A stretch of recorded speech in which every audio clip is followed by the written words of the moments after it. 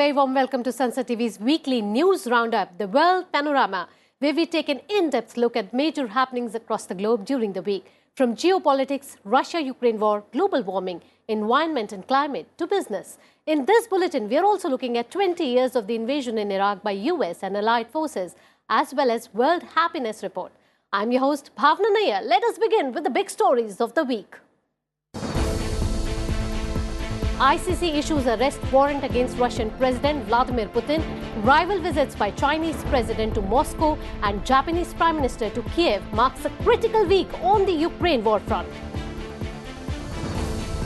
Election Commission of Pakistan postpones elections to Punjab province. Government says it has no funds for polls. Imran Khan alleges plot to kill him. Humanity still has a chance to prevent the worst of climate change's harm in the future, says IPCC. But can nations fulfill its condition of slashing 2/3 of carbon pollution by 2035? Happiness is the hot topic this month. Finland is once again the world's happiest country for the 6th year running. And 20 years after the US invasion, a look at what has changed for Iraq and America in the Middle East.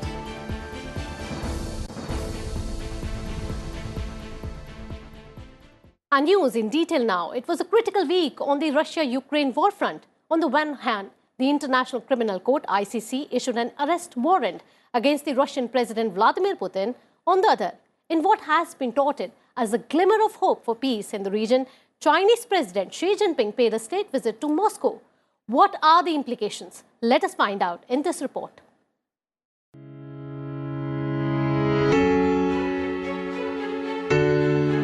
A meeting of dear friends is how Russian President Vladimir Putin and Chinese leader Xi Jinping described their interaction in Moscow.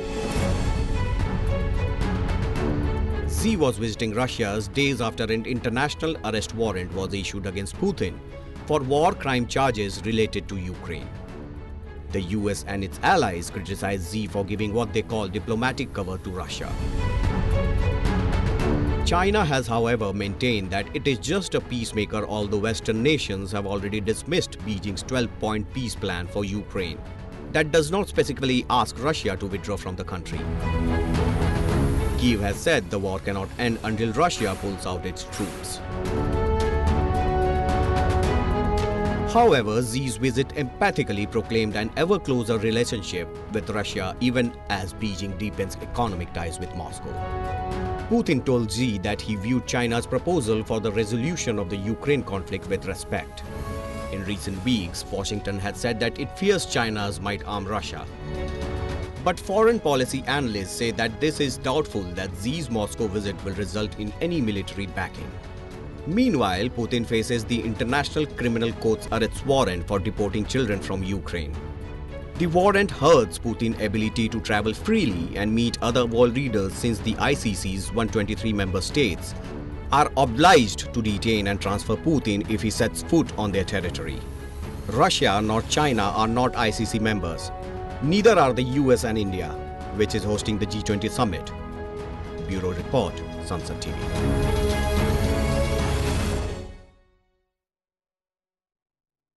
Moving on, the Russia-Ukraine conflict continues unabated despite the peace efforts. In our Russia-Ukraine snippet, today we look at Chile's support to Ukraine, Zelensky's hope of winning back Donbass, Russia's attack on Kiev, Japan's support to Ukraine, and a news related to depleted uranium tank shells. In a virtual meeting, Chile's President Gabriel Boric voiced his support to Ukrainian President Zelensky for the efforts made during the past year since the start of the Russian invasion. The Chilean president also applauded the efforts made by Ukraine in the war. Ukrainian President Zelensky expressed hope that they would soon achieve victories in Donbass and Crimea regions. Zelensky was speaking at the commemoration of Ukraine's first victorious battle against the Russian invasion in Moshchun outside Kiev. At least 7 people were killed at a student dormitory early on Wednesday in a Russian drone strike near Kiev. Russia has also attacked Ukraine's Zaporizhia, where residential buildings were completely damaged. President has claimed that at least 1 person has been killed in the deadly attack. Ukrainian media showed charred apartments on several stories of the affected buildings, with flame billowing from some of them. Japanese Prime Minister Fumio Kishida made his first visit to Kiev since Russia's invasion. He offered strong support to Ukraine and invited Zelensky to participate in the Group of Seven summit in May.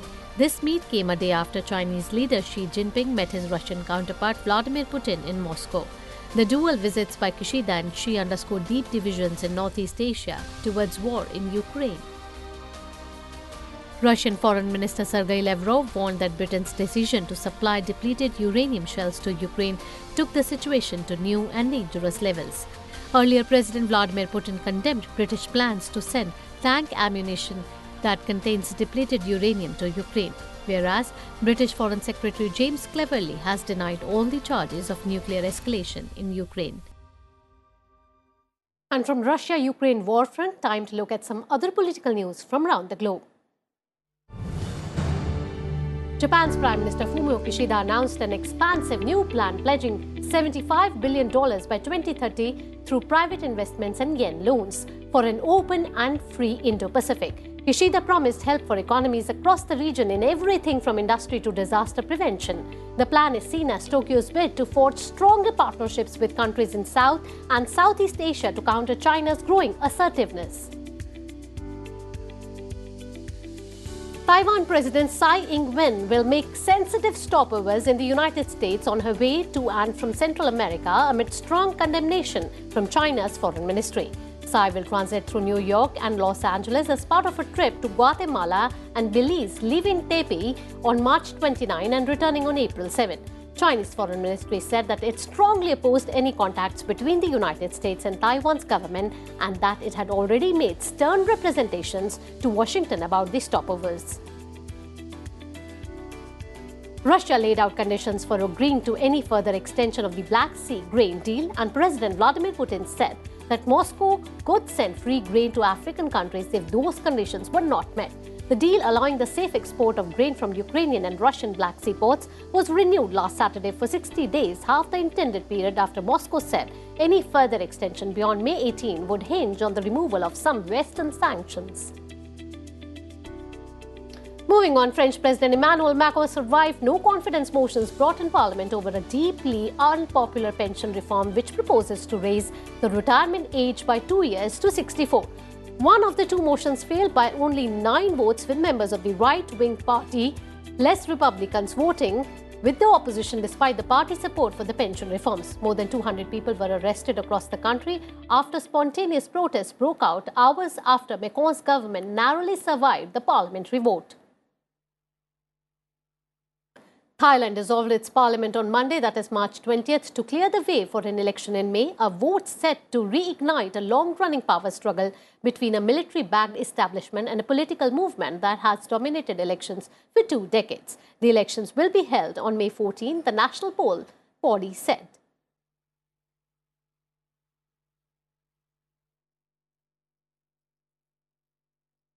And talking about climate change now, preventing the worst of climate change effects will require quickly slashing carbon pollution and fossil fuel use by nearly 2/3 by 2035. That says a top United Nations panel of scientists. Already in 2023, weather extremes aggravated by climate change have destroyed the lives of those at least responsible but most vulnerable to the effects of climate change.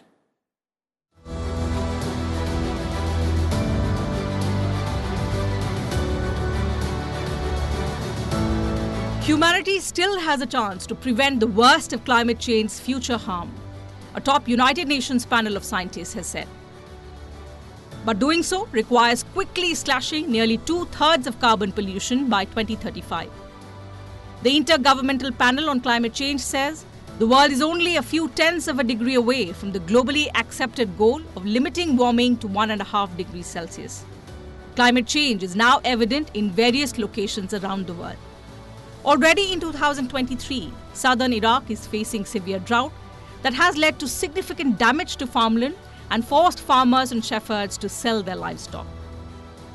Water levels in the Tigris and Euphrates rivers have declined due to the almost complete absence of rain in the last 4 years, while water flowing from neighboring Iran and Turkey has also decreased.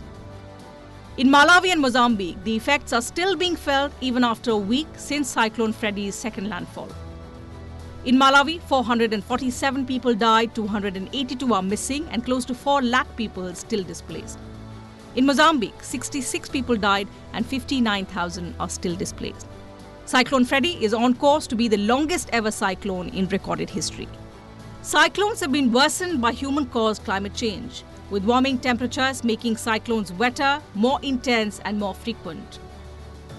Close to 23 million people are thought to be highly food insecure in Somalia, Ethiopia and Kenya, according to a UN Food Security Working Group.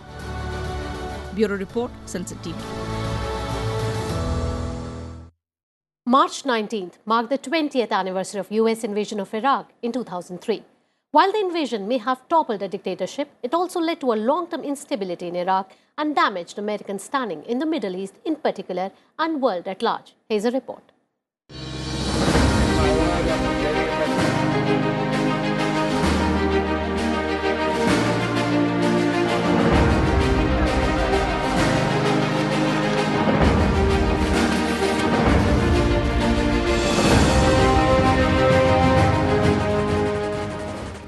On March 17, 2003, US President George W. Bush gave Saddam Hussein an ultimatum to leave Iraq within 48 hours. 2 days later, the bombs started to fall on Baghdad. On 20th March, US troops began their ground invasion.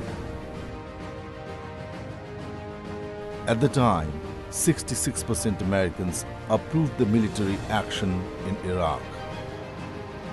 2 decades later, 61% Americans feel that the US was wrong in invading Iraq.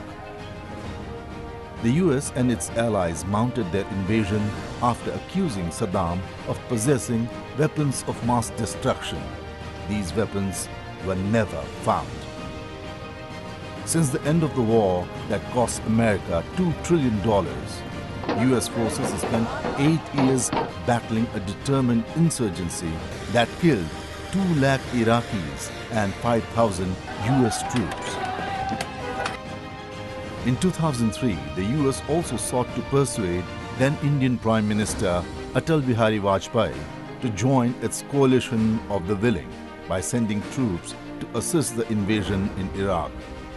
However, Vajpayee decided against direct support. Given how the Iraq war turned out, Vajpayee's decision today stands vindicated. 20 years on, the war is seen as a watershed moment on multiple fronts. It exposed the Bush-Cheney administration's biggest mistake of undercutting the war on terror and diluting an already fragile American presence in the Middle East. The 2003 invasion of Iraq was meant to topple a dictator and usher in a thriving democracy. Instead, Iraqis were given years of upheaval and chaos. The country faced a devastating insurgency, first by Saddam Hussein loyalists and then by the Al-Qaeda. After a sectarian civil war, Iraq saw the rise of the Islamic State that occupied a third of the country and slaughtered thousands across the world. Bureau Report, Sansad TV. Slipping into a very short break here in World Panorama. More coming up on the other side. Do stay with us.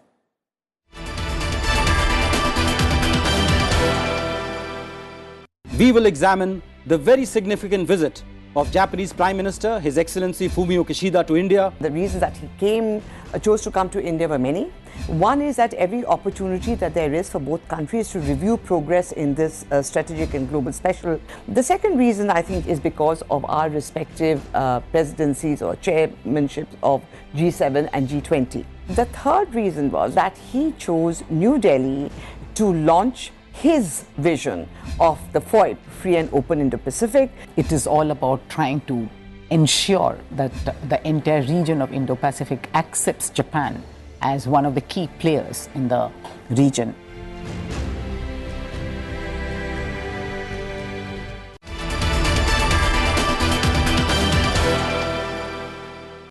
Welcome back after the break. You're watching World Panorama. And moving on in our business segment, this week we look at IMF's bailout for Sri Lanka. What does British Prime Minister blame inflation for? Banks in the Eurozone, rating agencies' outlook of UBS after acquisition of crisis-hit Credit Suisse, and call for lower interest rates in Brazil. Sri Lanka got its first tranche of bailout package from the International Monetary Fund. President Ranil Wickremesinghe told Parliament that his government officials will kick off the next round of talks with bondholders and bilateral creditors in the third week of April. The first tranche of $330 million comes after the IMF on Monday approved a $3 billion rescue package for the crisis-stricken island nation. British Prime Minister Rishi Sunak blamed the rising inflation in UK on the pandemic and Russia's invasion of Ukraine. Sunak said the number one priority is to halve inflation. Last week, British Finance Minister Jeremy Hunt presented the government's budget in Parliament that seeks to revitalise Britain's stagnating economy with a mix of childcare, pension reforms and corporate tax breaks. ECB President Christine Lagarde said Eurozone banks have capital and liquidity far in excess of requirements. She added that the European Central Bank is ready to step in if necessary. The ECB raised the interest rate it pays on bank deposits by 50 basis points last week to 3%, and Lagarde reaffirmed on Monday that the inflation outlook alone would warrant more rate hikes. More global rating agencies have downgraded their outlook on the Union Bank of Switzerland after it announced its acquisition of crisis-hit Credit Suisse. Moody's changed the outlook on UBS's long-term deposit rating and the long-term senior unsecured debt rating to negative from stable. A negative outlook means that it may lower the bank's credit rating in the future. Worker unions protested in front of Brazil's central bank building in Sao Paulo to demand the fall of the basic interest rate in the country.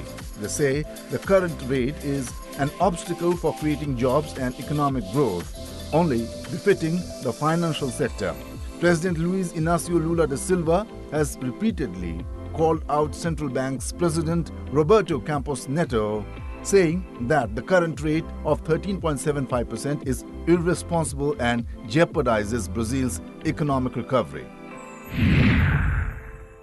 And time to know about happy nations now. Finland once again topped the World Happiness Report that was released this week. The report measures social support, income, health, freedom, generosity, and the absence of corruption to determine a country's national happiness. Here's the report.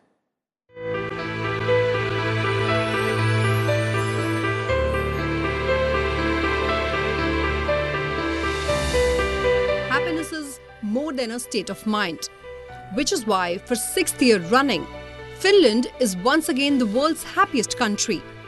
With thousands of lakes and near endless forests, Finland is known for its extensive welfare system, high trust in authorities, and low levels of inequality among its 5.5 million inhabitants. The annual UN-sponsored Happiness Index also saw acts of kindness grow in Ukraine despite the Russian invasion. Ukraine's ranking went up from 98 to 92 this year, despite the Russian invasion. Editors of the report said there had been an extraordinary rise in fellow feeling across Ukraine, despite the suffering and damage since the 2022 invasion. Northern Europe once again dominated the top spots, with Denmark in second place, followed by Iceland. Israel occupied fourth position, up 5 spots from last year. While the same countries typically top the list each year, Baltic countries are rising rapidly towards Western European levels, the authors said. Knocking France off the 20th spot, Lithuania became the only new country in the top 20, with Estonia in and at number 31, up from 66 in 2017. India may have a long way to go on the list, being ranked 126 out of 137 countries. War-scarred Afghanistan is at the bottom of the table since 2020. Bureau Report, Sansad TV. Moving on to our globe-trotting segment now, we look at EU's offer of Turkey rebuilding process, UN experts' take on human rights, violations in Iran, Murdoch's fifth engagement. We also look at who has called London police institutionally racist and how has soaring inflation became a sore for Bangladeshis in the month of Ramadan. The European Union executive will give €1 billion or $1.07 billion to help the reconstruction in Turkey, the head of the European Commission said while launching an international conference to drum up support following a devastating earthquake there last month. The earthquake killed nearly 50,000 people in Turkey and neighboring Syria. It was the largest natural disaster in the region in years.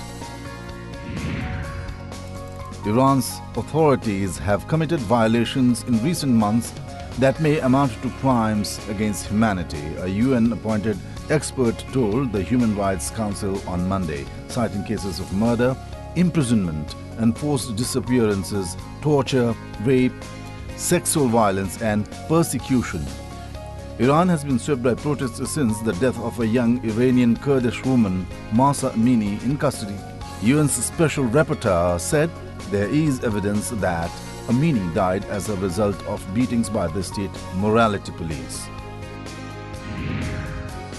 92-year-old media mogul Rupert Murdoch is marrying for the fifth time. The Fox Corp chairman got engaged to former San Francisco police chaplain Anne Leslie Smith. Murdoch finalized his divorce from actress and model Jerry Hall in August.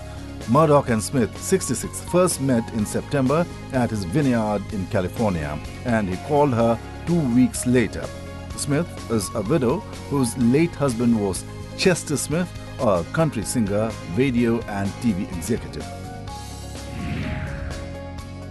An independent review has declared that London's Metropolitan Police is institutionally racist, misogynist, homophobic and unable to police itself.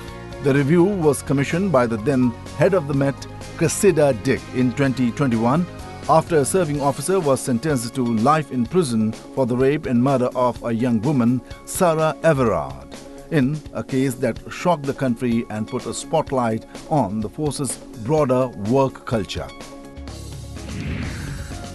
In the holy month of Ramadan, residents in the Bangladeshi capital, Dhaka, are reeling under high inflation, especially on food prices. Long queues are seen at trucks selling government-subsidized commodities like rice and flour as part of the open market sales program. Local market vendors are seeing fewer customers. International crises such as COVID and the war in Ukraine has caused relentless price hikes in the South Asian economy, already battling energy shortages and sliding currency. And let us now take a look at news related to environment and climate.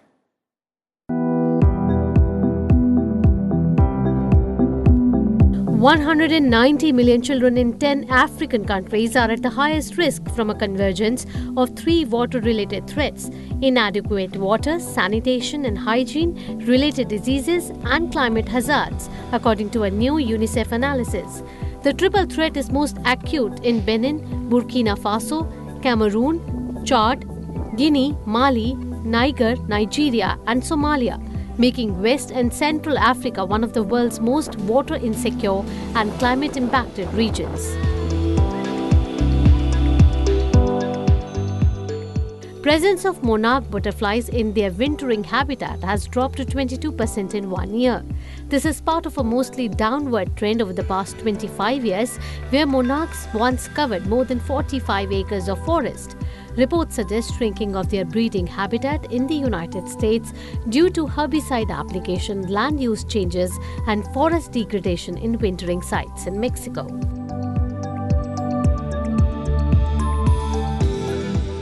Ministers from around the world gathered for the Copenhagen Climate Ministerial this week. Organizers said the 2-day gathering focused on the implementation of goals agreed at the COP27 climate conference in Egypt and prepare the path for COP28 to be held in the UAE later in the year. The meeting is hosted by Danish Minister for Development Cooperation and Global Climate Policy, Dan Jorgensen.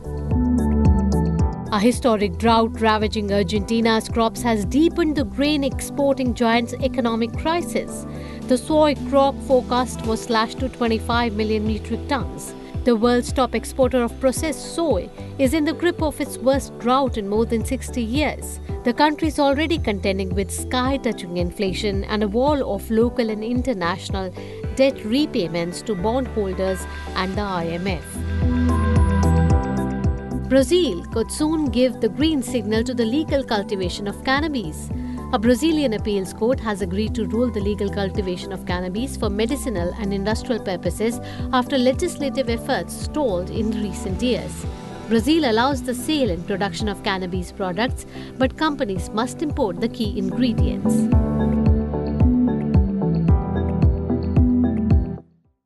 And that's all we have in this edition of World Panorama. We'll be back next week, same time. Till then, keep watching Sansad TV for more news and informative programs. Thank you for watching. Namaskar.